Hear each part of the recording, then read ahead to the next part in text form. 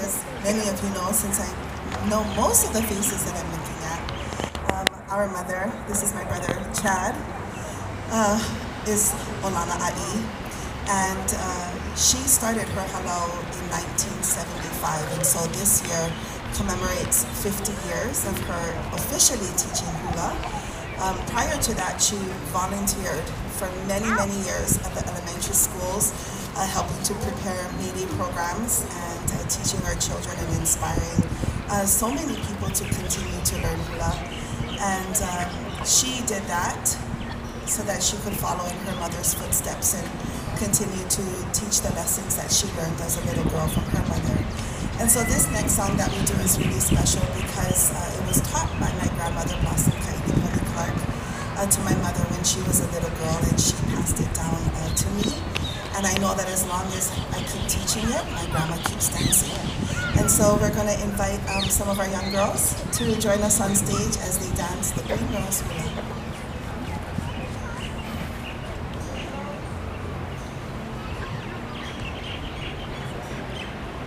They're following, that's why they cannot hear what I say. Woo! Ini! Mai!